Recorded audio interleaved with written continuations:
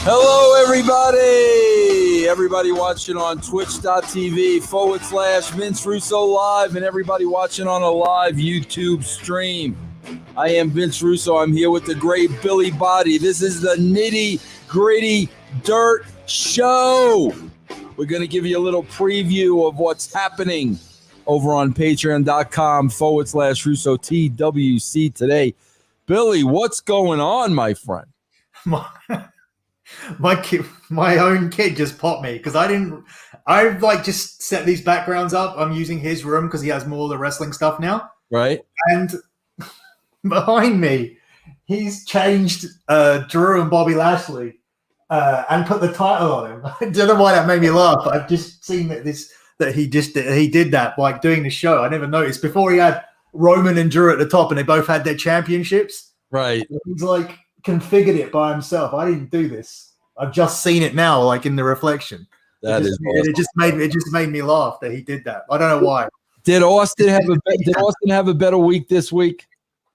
Yeah, he's been back at school and stuff. Yeah, he's been all right. He's not tried to sneak in more like game time and everything. Yeah, he's been okay. Okay. Hey, bro, this is the first thing I wanted to ask you, bro. Since we last checked in, bro, Fulham is nosediving, right, bro? No, they're still around about where they are. I mean, let me just have a look because last week the problem with Fulham is that Brighton picked up a result last weekend, right? So yeah, so Brighton winning makes things look worse for Fulham. Fulham played the best team, if not in England, in Europe last week, and lost 3-0. So everybody expected that result to happen. What they didn't expect to happen was for Brighton to beat Southampton. So now Fulham's most likely route to survival is getting past Newcastle. If Newcastle get relegated, they're one of the biggest cities in England. And they're on sale at the moment as well. The owner is really unpopular. They have a London owner called Mike Ashley who owns Newcastle, who's a northern side. They're very, very passionate about their football team. They're one of the biggest cities, like with London, Manchester, Liverpool, and then you've got like Newcastle, Birmingham as well, one of the biggest. So if they go down, that will be a massive disaster. But they're a very, very attractive club to purchase, much more attractive than Fulham. They're a much, much more attractive proposition because Fulham are one of 8 to 10 London clubs that have a soccer team. Newcastle, it's only Newcastle and Sunderland. So and they're two big individual cities. So Newcastle are a massive, massive attraction. They're massive. They have their own airport that fly in and out of places like the US and Dublin and wherever. Like you can get to anywhere in the world from Newcastle. So they need to survive. So it's really a case of there's going to be a story here, whether it be Tony Khan's team go down or whether Newcastle go down, who are a massive football club. And when will we know? How far away? We will know in May. May, okay. Bro, I before we get the show started, Billy, I need you to comment on something. Are you listening closely? Yeah. Okay. Bro, how many promos you think you've heard in your life, wrestling promos? Nothing as bad as Khan. I want you to rate this promo for me, Billy. Yeah, I know. I knew what one we're going to listen to. I mean, we don't plan this show. We're just in sync like this. Yeah, I just want you to rate this on a scale of 1 to 10. I'm going to play it for you first. Here we go. That was absolute crap. I never wanted to be in this position. I never wanted to be here, but you made a promise. You already went back in a gentleman's agreement once. You made a promise to him. You said you were going to give him a match. That was BS. He had just gone through 2 matches, and you can't even promise people matches. I make the matches, and I'm going to tell you right now, Kenny, 9 days from tonight, you got time to get ready, man. 9 days from tonight, you have to wrestle in 9 days from tonight on Dynamite, live on Dynamite. Live on Dynamite, you have to wrestle him. If you win, if you beat him, you get a shot at the title. I'm not doing it. It's too late. I'm not doing it. Then you shouldn't have said it. Bro, who do you think cut the better promo as the authority figure, Vince McMahon or Tony Khan? Yeah, I mean, I don't know what he was got. if you're trying to like make it like shoot legit, I don't want to be here. Like I'm not really supposed to be doing this. That's kind of genius because it's so bad. It looks like it's, you know, he really isn't supposed to be there. But I just don't feel that it. Do you know what else is crazy, Vince? Do you know what else is crazy? Did we not joke a few weeks ago? Maybe that we said, how long would it be before he's on TV trying to, as an authority figure, doing something? None of us had the over under at 2 weeks. I think we were at least thinking 2 months. Now I've got the over and under. I got the over and under with Bin Hameen and Stevie. Bro, when is the Don Callis, Tony Khan winner take all match? When is that? I say it's going to be a big July 4th extravaganza. I think they have to at least make it like a mixed tag. I know they're both men, but I think they have to have like partners. I think Khan has to be with Moxley, and then you have to have like obviously Kenny with Cyrus, not Cyrus. What's his name in this now? Callis. Callis. Yeah, Kenny and Callis, and so his partner would be Moxley. You think? Yeah, I would think. Or I don't know. Apparently, their next pay-per-view is their biggest pay-per-view of the year. I can't see where the challenge is going to come from for Kenny, but we'll see, I guess. Yeah. All right, Billy, a lot going on. We're getting closer and closer. I just saw before I came on here, bro, huge announcement for WrestleMania. And, bro, you didn't have this one, bro. What's that? Bro, they're blowing the dust off of Hulk Hogan, bro. And Hogan's going to be one of the hosts of WrestleMania. That's huge news, Billy. I didn't see that. Oh, so it's WWE announces Hulk Hogan's role for WrestleMania. Hogan will host it with Titus. Yeah. Okay, so that means they've given up on Cardi B then being the host of this show. Did you notice, Billy, what you're reading there? They're calling it like a pop culture extravaganza. Did you read that? Yeah, the thing is with this is that I kind of expected something along the lines to like this to happen this week because first of all, Hogan lives there, so he was definitely going to be involved anyway. So he was just going to like drive in from his shop. I mean, his shop is now moved from International Drive to Tampa anyway. The Hogan's Beach shop. We love that shop. We stayed when we were in Florida. We stayed across the road from there. And we were going in and out of there all the time. We stayed on International Drive. So what is that, Billy? Just everything Hulk Hogan is in that store?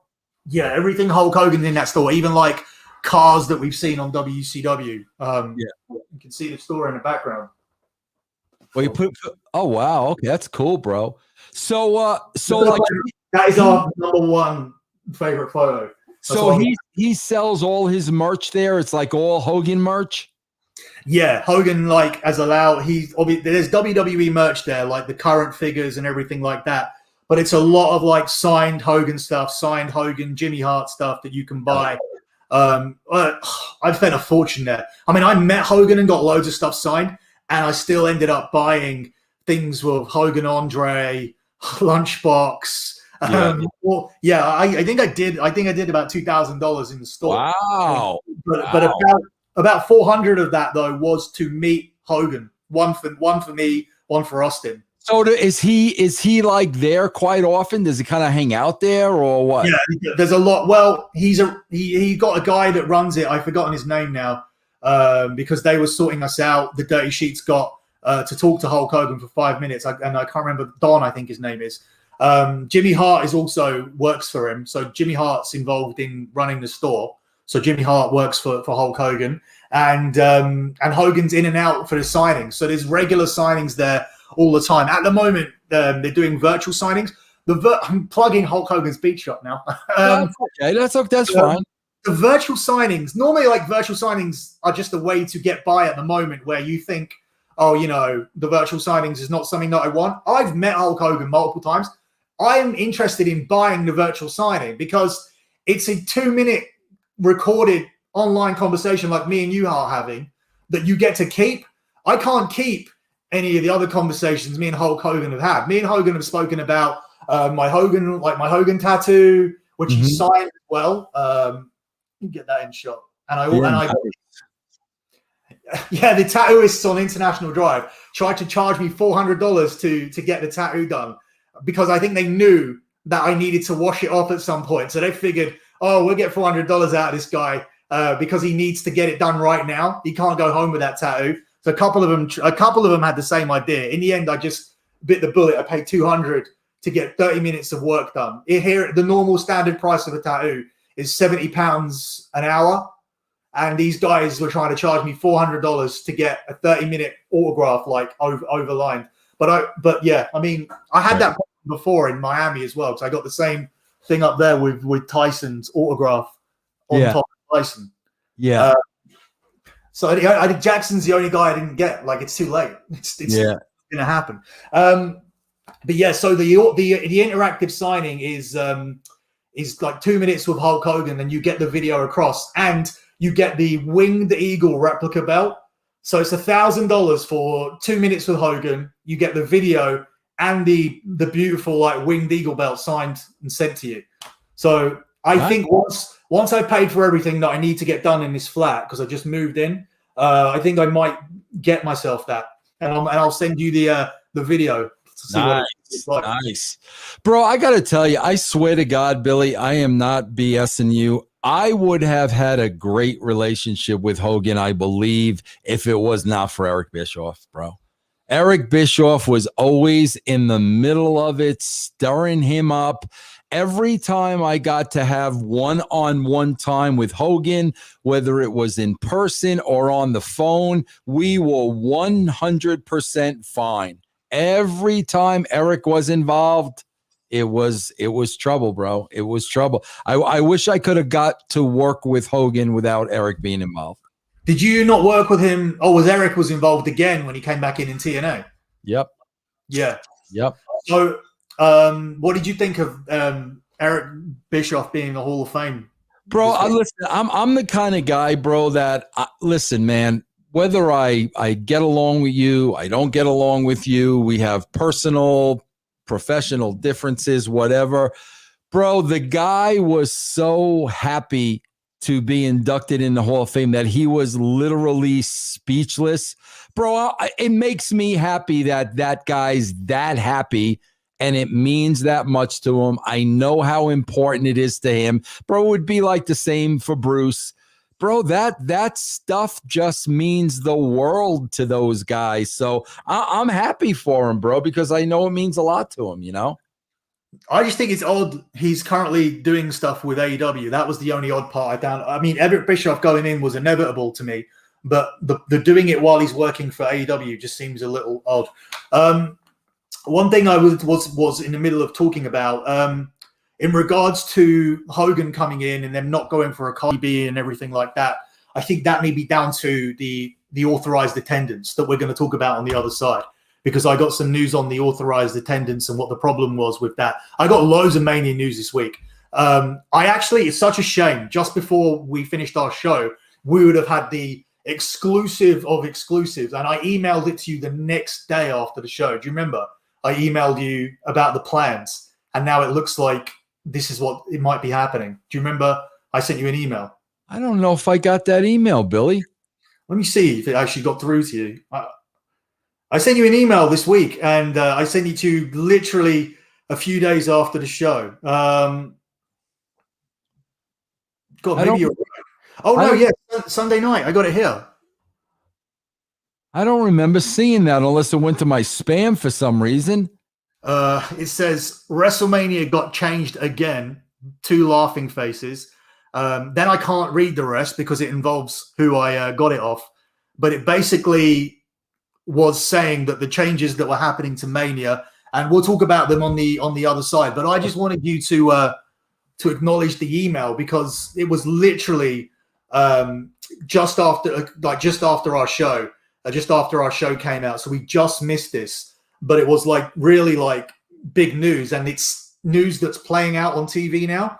I mean, if you guys are signed up to the dirtysheets.com, you would have got that news anyway. So you know that we were ahead of the curve. The only issue with talking about it on the other side is now it does look a little bit like the TV is telling you that as well. Whereas when I emailed you on Sunday or on Sunday morning, Saturday night, there was absolutely no indication of this at all. And it's just ridiculous news. It's ridiculous. This WrestleMania is ridiculous. Bro, I can't believe, Billy, I swear, man, like the way they went off of Raw heading into Fastlane, like the way Raw ended, why would you want to watch Fastlane? Like, I don't know what they're doing, bro, but it's awful, man. Drew has a match with Sheamus, but Sheamus loses to Bobby. Bobby doesn't have an opponent, and I want to see Fastlane because why? Wow, then I think if you'd read my email, you would have been even more shocked about the booking on Monday. Because I'm going to resend this to you. I also just sent you the Austin report as well, because Austin said he would send it to you as soon as. Yeah, I love the Austin report. I love. He actually did do it, and I forgot to send it to you. There is one interesting part in the Austin report this week. It's a take on things that I don't think that you agree with at all. I've just highlighted a couple of bits here that I wanted to read. It's obviously a lot of this is like just running through what happened and match results and stuff. But here we go. So a couple of things I'm going to cover. I love seeing brutal matches between these two. It's the same shame that Sheamus has been wasted by WWE for so long now. That's why nobody wanted to see this as a WWE Championship match at WrestleMania, apart from my dad, who actually had good ideas for it. I think Lashley is far better for Drew because he hardly ever loses and didn't even get pinned to lose the US title. Another line I've highlighted. The Shane and Strowman stuff has been absolutely terrible. And I actually like both of Shane and Braun, but they could have done a much more interesting story. Talking about, now this is the surprising thing. Last week, Bryan beat Uso in a cage to get a Universal title match at Fastlane, which led to a contract signing for the match at Fastlane. This was interrupted by Edge, and they all ended up fighting with Bryan coming out on top. Now he says, I really like this feud and hope at WrestleMania it will be Roman versus Bryan versus Edge, with Bryan giving Edge the flying knee this week. I really think there's a chance it will happen. I prefer triple threat matches to one-on-one, and I like all three of these guys. I've liked Bryan since I was 2 years old, and he belongs in the main events. I also like Edge. He's a legend, and he had a really good career, and him going after Roman is a really good comeback story. As for Roman, he is just the best bad guy we have seen in years, and he makes people cheer for any good guy he's against. This is why I would go for a triple threat, because this is a perfect mix of underdog good guy. I helped him with the word underdog because he just had guy that doesn't win a lot. Underdog good guy versus legend good guy versus hated bad guy. He also said something you do agree with. Elsewhere on SmackDown, not much has really happened. Sasha Banks and Bianca teaming up before their match at WrestleMania makes no sense to me. I was really interested in this match at first, and I think they should be doing more creative stuff. What I do like is Apollo Big E, but Apollo Big E stuff. Both of these guys weren't that interesting before, and Big E was way too much like New Day Big E. Because this feud seems real, like they really hate each other, I like it. Apollo is much better like this. He just seemed like a loser before he changed to this. So wait, Billy, hold on. Let me get this wrong. So it was supposed to be, because I don't watch SmackDown anymore. So it was supposed to be Edge and Reigns, and then Daniel Bryan won a cage match that gave him the right to get the title match at Fastlane. It's Bryan and Roman at Fastlane, right? And Edge is facing Uso this week. And the winner of that match becomes the referee for the match at Fastlane. So it's going to be Edge. Edge is wrestling on SmackDown this week. Edge is going to end up refereeing the match between Bryan and Roman. And I don't want to say too much and give away everything here, but I just want you guys to remember that I said that the plans were changed to Seth Rollins versus Daniel Bryan versus Roman Reigns. And I always said that Bryan was going to be in the match at WrestleMania. So somehow stuff seems to be changing in that direction again. Not for sure, but I'm going to talk about it more in depth on the other side, because I don't think this is as straightforward as what it seems to be at first. I mean, there's no way Edge is refereeing a match on Sunday and Daniel Bryan's role in all of this gets killed. Like, that's not how wrestling works. Well, it's not how common sense wrestling works, but who knows with this company. So, all right, Billy, tell me about everything else going on. Podcast on a poll. Tell me about the dirty sheets. Tell me about lock betting. Bro, lock betting. I want to ask you this. I'm going to ask you for some free advice. Okay.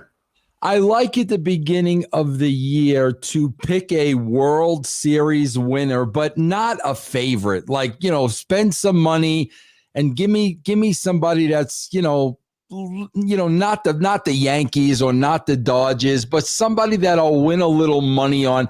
I'm thinking, bro, of betting money on the Braves to win the World Series, bro. Who would you recommend I bet on besides the usual suspects?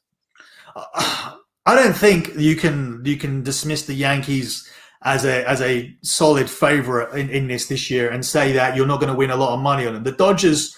Oh, why is my phone doing this? Hold on a second. Let me go to the market. The Dodgers will definitely be the outright favorite. They'll almost be at 2-1. If I haven't even looked actually, but like I'll look now. If they're pricing it correctly, the Dodgers should be about that. Actually, they're not. Even on the Dodgers, you're getting 4-1. So that's really good odds. And on the Yankees, you're getting 6-1. And I think like with Cole getting a second season, I think he would be even better there this season. Going down to the Braves, they're available at 10-1. And it's a whole box of people on 10-1 actually, with the Padres, the White Sox, the Mets, and the Braves at 10-1. So you bet 100, you win 1,000, right? Right. But your 100 on the 100 on the Yankees gets you 700. So who would you bet on?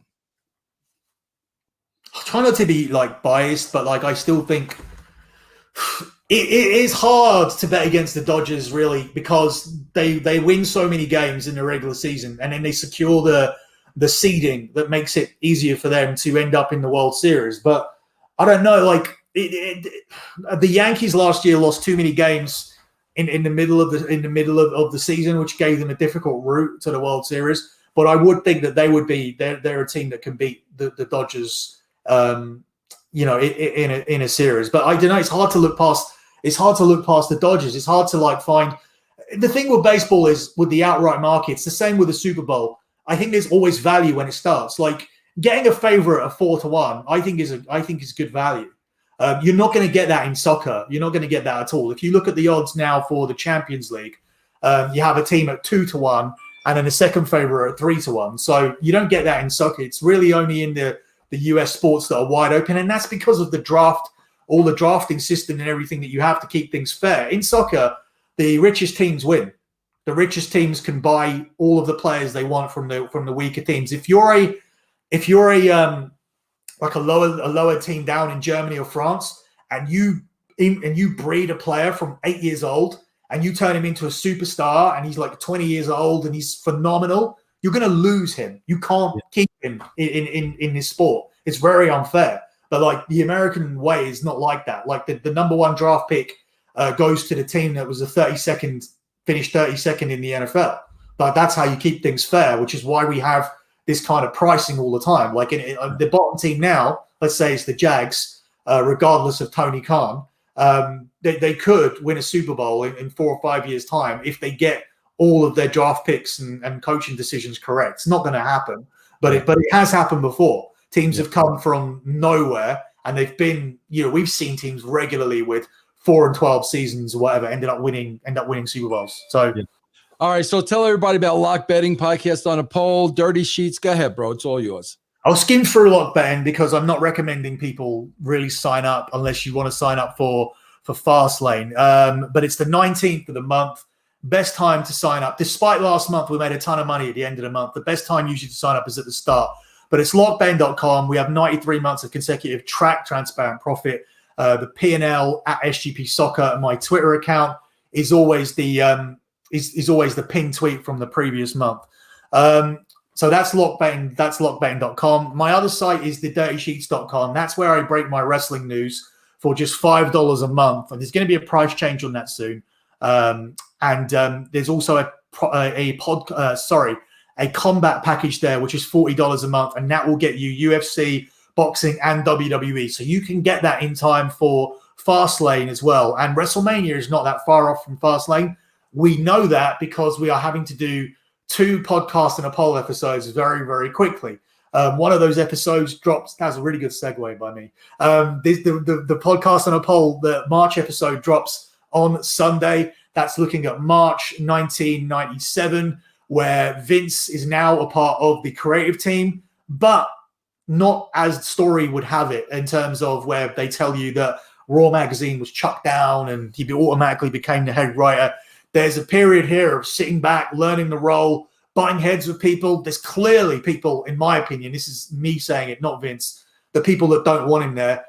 Bruce is trying to go over his head and doesn't want the Disco Inferno, doesn't want Glenn Galberti to be Rockabilly. When, if you watch the product, if you go back and watch April 2007 and April 97, and Rockabilly's there, makes absolutely no sense at all. The role was made for Glenn.